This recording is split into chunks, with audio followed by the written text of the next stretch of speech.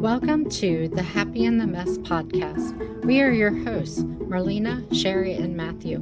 We are therapists and coaches, and we want to share our own stories with you, as well as the wisdom, insights, and tips we've learned along the way. Thanks for tuning in to this episode. Welcome to the Happy in the Mess podcast. Thank you for joining us as we launch into season 2, 2023, in which we hope that we are not bound for pandemic round 3. Yeah. As a matter of fact, we're kicking off this year with our thoughts on changing paths as we work to find happiness in our messes. So I'm joined as always by our amazing wilderness guides through these paths. First up is our spiritual dating coach, Marlena Del Hierro. And then we have the couples relationship coach, Sherry Timko. And I round out the pack with our misfit spirituality, and I'm Matthew Morgan. So as we start today, 2023, the change of the year, is always this time that we switch, and there's this idea that we need to forge ahead. But I think sometimes we also need to take a look and see, is the roadblock too much, or is it pushing us in maybe a different way? And I think our relationship with change really starts to become evident, especially as people start these new habits, these new hobbies and things that they think they should. We were talking in our episode last week about creating this, and maybe this isn't what we want to do. So I guess maybe the first thing as we start talking about this might be like, what's your relationship with change for each of you? How do we decide what changing paths might look like? That's such a good question, Matthew. I love change because I love variety. I'm a 7 on the Enneagram, so I actually really thrive off of the idea of a change. However, I think there's a lag, almost a delay for me as far as like getting the motivation to actually do it. But once I'm in it, I'm really digging it. But it's like I have to wait until that spark shows up for me to like actually implement the change. Whether that be like a rearranging the furniture in the room, like something small, or like completely changing my schedule.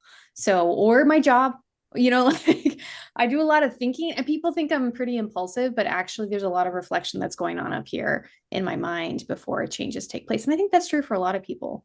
It's not as impulsive as it seems. Just because I'm not discussing it doesn't mean that I'm not always thinking about change. I love that thought, being an internal processor and everything is rolling through there. So the change can seem very abrupt, even though you have thought about it. So very nice. And you've done even changing the room, changing different streams at the end of the year. It's been a lot. Yeah, absolutely. What about you, Sherry? How do you take change? What's your relationship with switching things up? I really like change also, but I think that there's two kinds of change. There's the change that we initiate, and then there's the change that happens to us. And I think those have really different impacts. If something happens to me, I think those are the changes that people fight against the most and have the hardest time working through.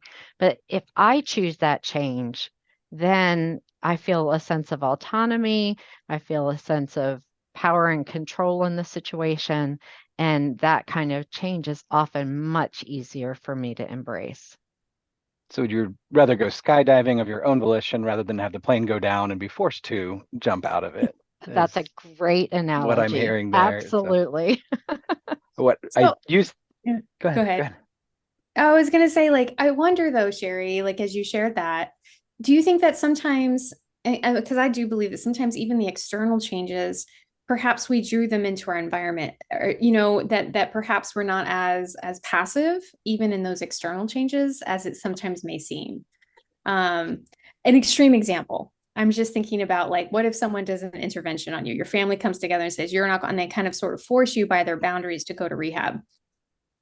Wasn't that that change might have been, I mean, there was some play in that, and the person who's being interventioned on, if that makes sense. I don't always think that external changes are completely out of the blue, let's just say. No, and not completely out of the blue. Just the difference between making that choice where you get to think it through and decide how you're going to make that change and then embrace it versus the ones that even things that don't come out of the blue. Mm, There's I don't know, that sense of fighting against something that isn't of your own choice. And mm, maybe you're right. Maybe we draw in all of our choices. Some of the recent, so I've had a recent change that I embraced and was excited about going back to school. That was like all mine. But then I've had some changes in my practice that really did come out of the blue. I really didn't have any warning for. And while I'm like, I've been through enough changes that I feel grounded and I'm going to roll with it, and whatever that brings, it brings. There's also that element of, well, I didn't choose that. That wasn't mm, where I was going with this. And mm, so having to come to terms and reconcile that. mm. Yeah, I get what you're saying. Yeah, it can be disorienting when, even if in a sense, maybe secretly you even wanted a particular change, and then it shows up and you're like, oh, I wasn't fully ready for this. Well, and that just speaks to the hardness of any change, that Right. even the changes that we want and embrace, it's hard to know what that change is really going to be like until you're already living it.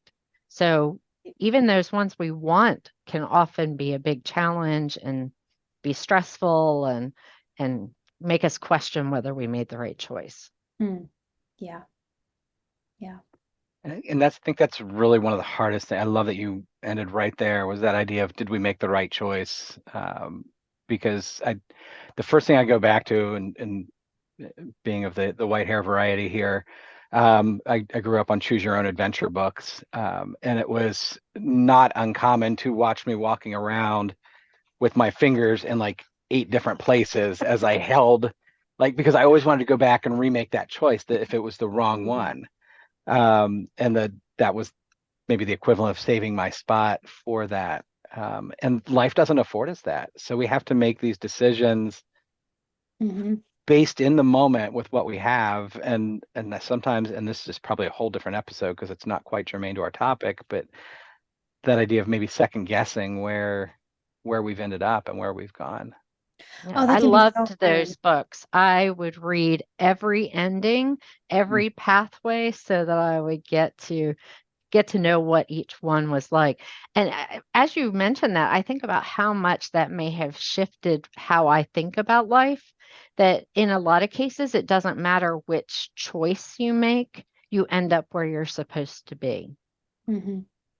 I believe that. I think a good mentor of mine used to tell me, there's no wrong choice here. The choice you make is the right one because you chose it. And it will, and every choice comes with its own set of sort of consequences, good and bad. And so, it's just another opportunity to make new choices and carve a new path if you didn't like how it ended, and that's so nice. I mean, whenever I'm confronted with something I don't like, I'm more clear on what I do like. And if I can just shift my focus that way, I can keep making choices where, oh, I like this, I like this. Oh, I don't like that. Okay, how can I then gain more clarity? It's just a game of clarity almost. Like, Mhm. every choice gives me a little bit more clarity. That's great. We when we were finishing up college, I did my undergrad in North Dakota, and I remember we hit the end and we had this very distinct moment of, do we move back home? Do we stay there? And it was like major life decision. And I remember for us, we sat down, we prayed about it, expecting some great divine revelation for it. And really, that was what we walked away from. It was this idea that, Sherry, you're saying, no matter what choice you make up, or no matter what choice you make, you're going to end up where you're supposed to. Mhm, And it was this thought that my choices are not big enough to thwart the universe. mhm, It's a very small thing, and I have that freedom to make that decision. mhm, So I do think that that question of, all right, I do think the issue of there's good and bad in every choice. I feel like that is part of that transition into adulting, is that embracing the idea that there isn't a good choice and a bad choice. There are just choices, and each one has a constellation of benefits and drawbacks with it. And so our choices are really about which set of problems and benefits do we really want to embrace. Well said. Very Yeah. well said. Like, yes, that's exactly right. Yeah, no choice is going to come like negative consequence free either. You know, there's always going to be an advantage and a disadvantage. Yep. Yeah, always. Absolutely.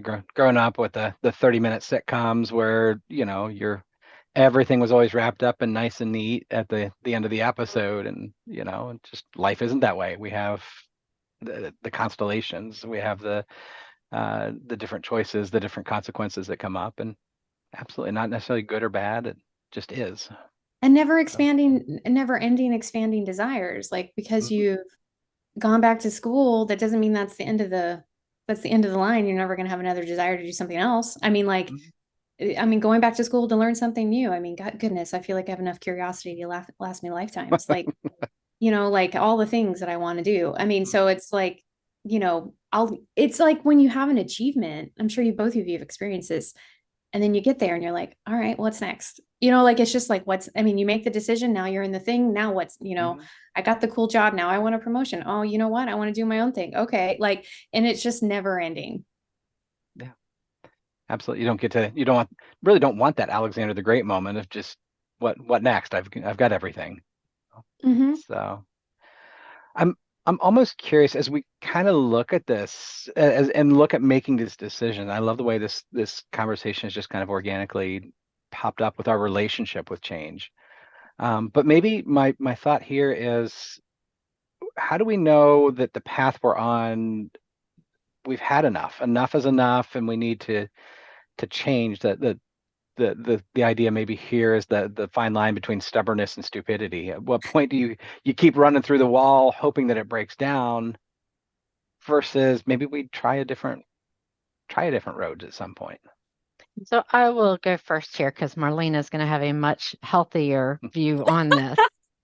I'm just going to own the fact that I tend to be a perfectionist. And so there is a loop that needs to get closed in my brain before I'm willing to move on from something. And that has kept me locked in on goals that may not have been the best thing for me to keep working towards. But it is also the thing that keeps me locked in on goals and gets me to do things that I otherwise wouldn't push through. So I honestly can't give a good set of guidelines about changing course because I need to get to the goal. I need to get to a finished place for most things before I can say, okay, what's next? What's that next step? Yeah, it's Sherry, you're very dedicated. It's one of the most admirable qualities. I mean, you're focused and disciplined. I think that's wonderful. I think that carries you to completion, which And the other side of that is the cost of it, Right. because I don't always know when to say, all right, I put enough into this, it's time to back off. The concept of the Pyrrhic victory can be very, again, very challenging. There's no, at least not that I have seen, there's not an answer key where we may know this, which is again a great point of discussion for it. One of the things that did pop up was, Einstein. There's a quote commonly ascribed to him that he talked about him not necessarily being smarter than others. He just stayed with problems longer. And I hear a lot of that. Again, there's benefits to it.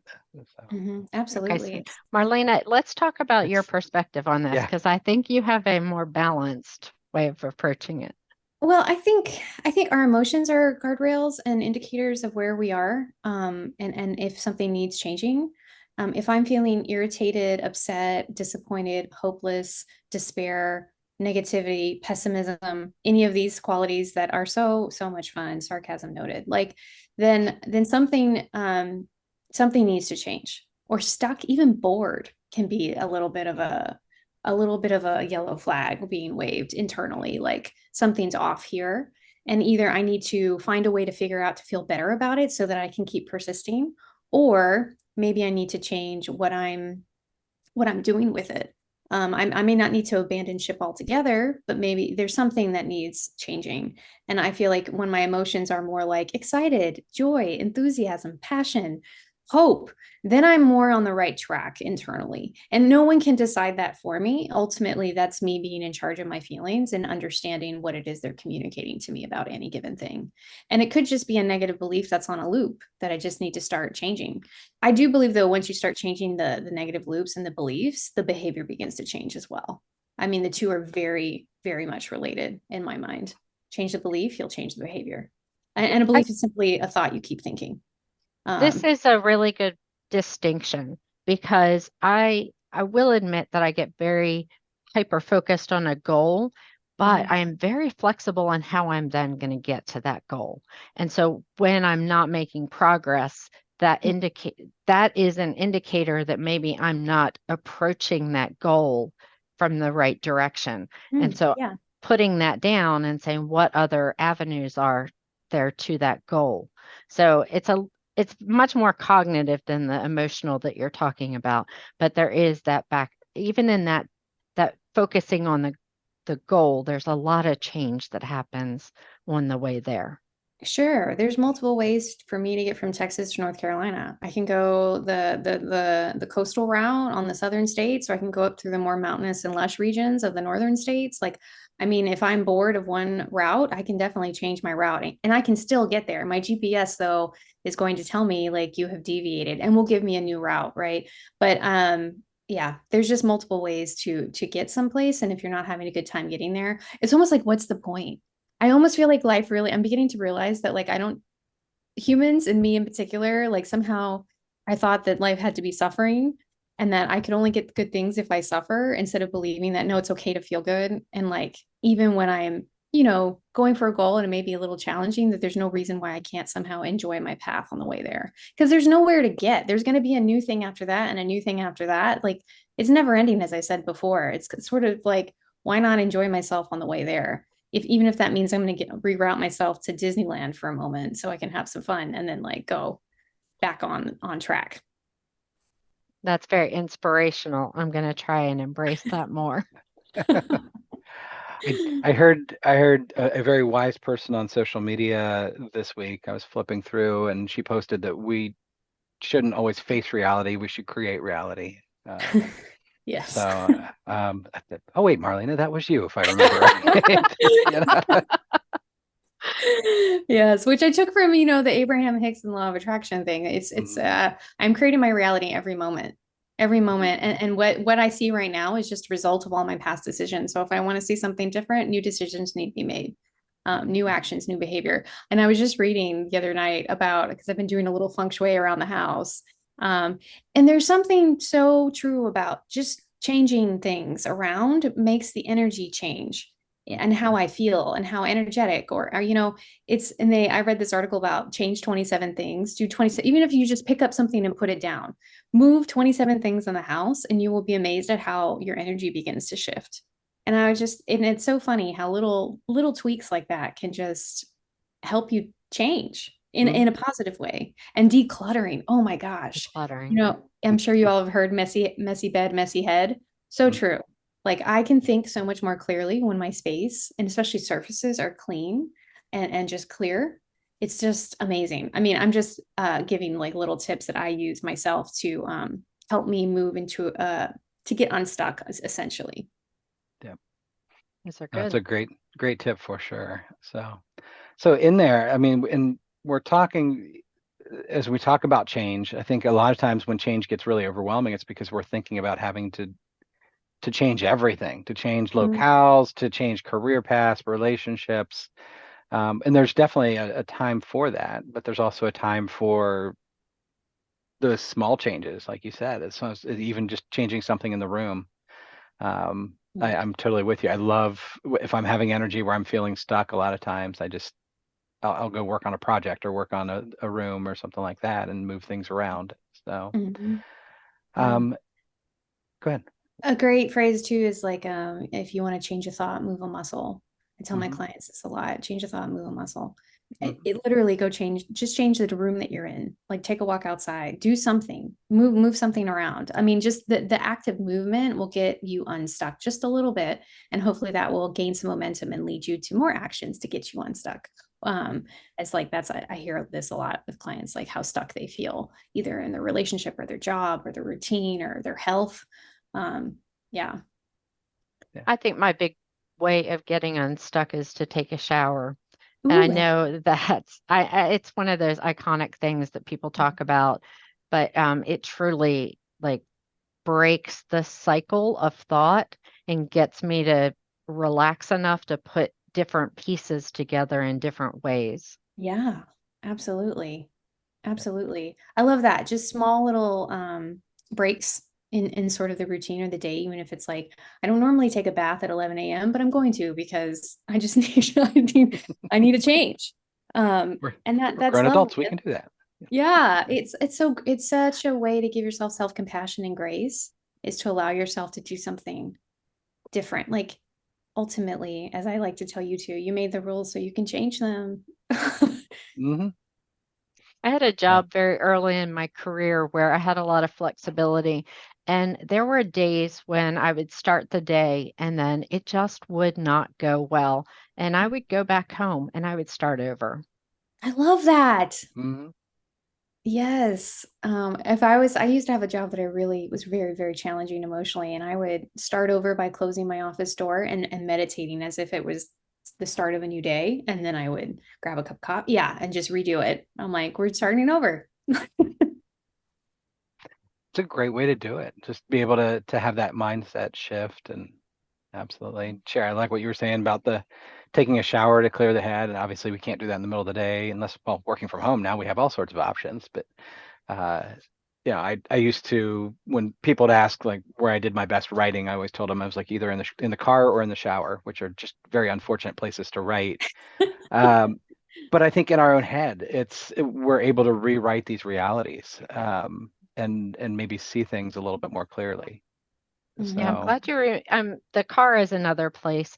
Going on a long trip, even if I'm listening to a book while I'm traveling, it like it's that experience of relaxing my brain and like letting go so that mhm, I can think straight. yeah. Absolutely. And even that, kind of making this a practical thing here, I struggled for the longest time being in a city where the traffic is not always the friendliest, and I maybe didn't always have the happiest attitude behind the wheel that I should. I did a lot of communicating with other drivers that was sometimes maybe not totally appropriate.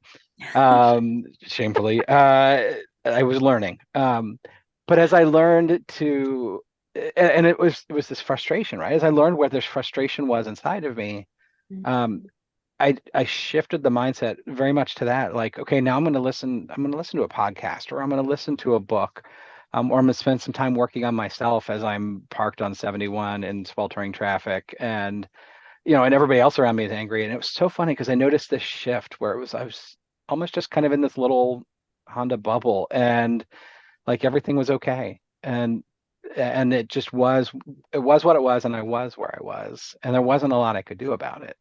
You Mhm. can't shift your path when you're in the middle of the freeway. Mhm. It's frowned upon by a lot of people with red and blue lights, I hear. So you just kind of embrace where you're at for that point. Mhm. And I think again, as we're leading this discussion of do we change paths? Do we stay where we are?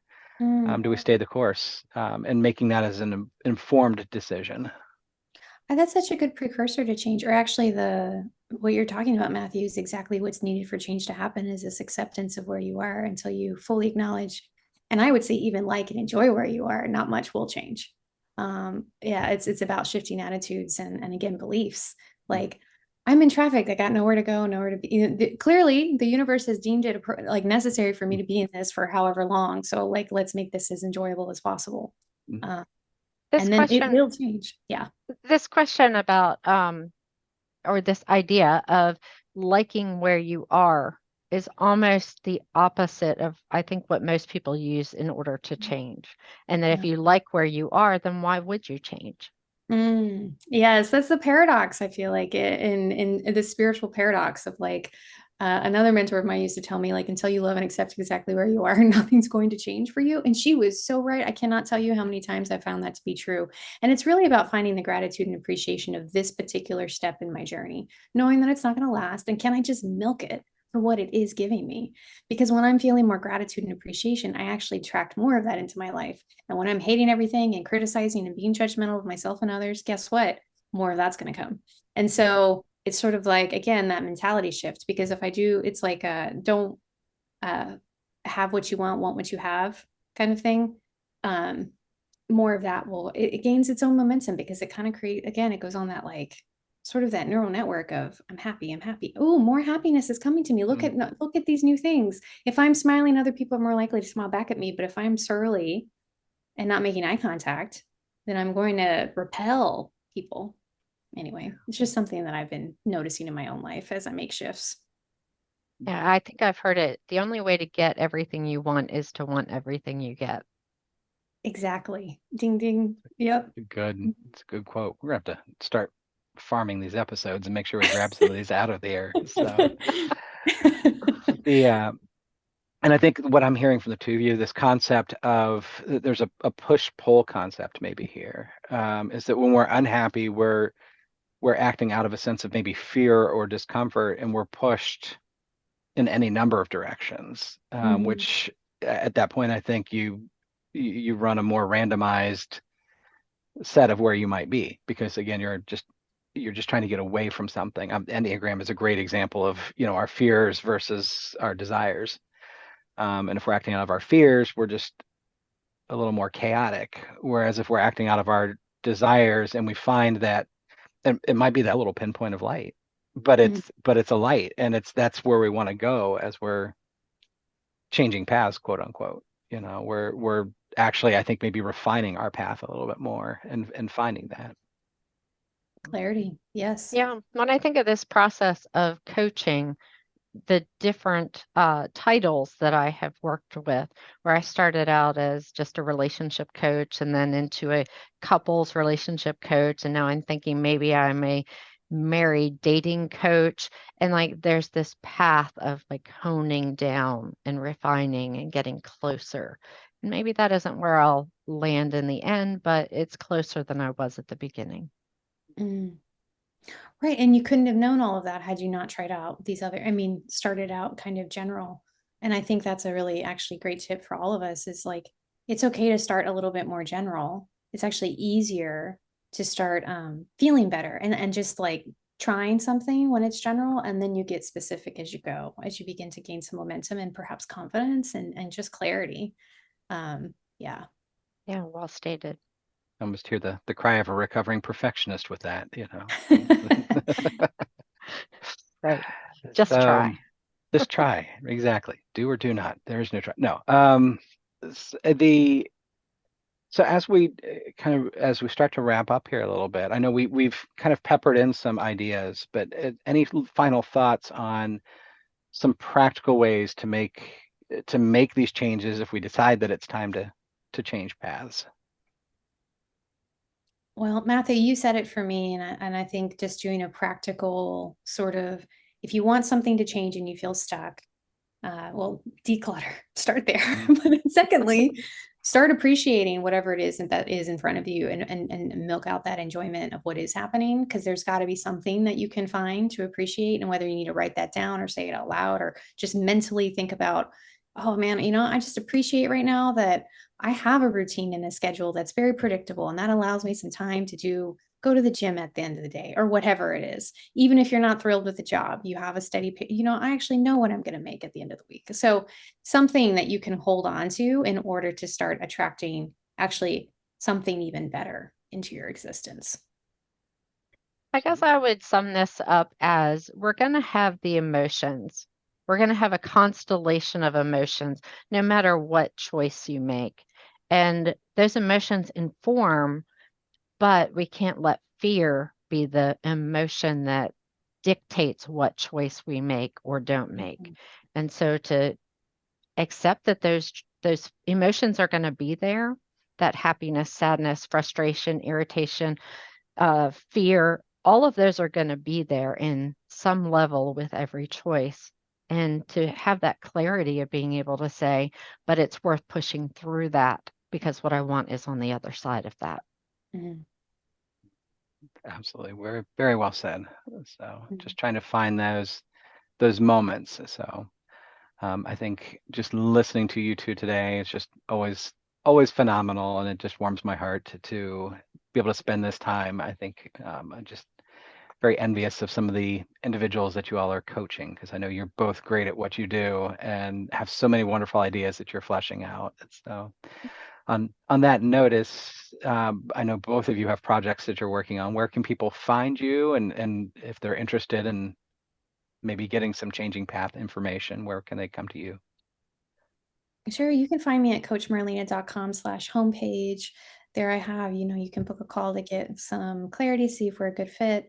I do EMDR coaching, and you can find some free meditation audios on that page as well. You can Awesome. find me at sherrytimco.com. There's a bunch of stuff there. I'm very, very excited about my latest project, which is a dating program for couples so that they can repair and connect again through fun. So it's a structured dating program. It's closed right now. It will be opening up again in March, but I am in that excitement of working on that and working with couples who are delighted to be connecting with one another again. Lovely. Awesome. Awesome. So don't wait. People, sign up and make sure you get in while you can. So And Matthew, what are you offering? yes. So I have I'm doing I'm still working on this series of Burnout for Clergy. We're also putting some finishing touches on some really good geek therapy resources. So for people who have the nerdiness bend a little bit, feel free to check out my website, and it's at matthewemorgan.com, or you can look up Misfit Refuge. I'm still trying to decide which one I'm going to roll with, so they're both open. But I appreciate both of you again, and everybody else. If you enjoyed this content, we would love for you to like, share, subscribe, hit the notifications, tell your friends, send out carrier pigeons, whatever you do to let people know. And feel free to use the social media links to send in questions or comments, and we'll be able to use that in some future episodes. So until then, just continue being happy in the mess. Thank you very much.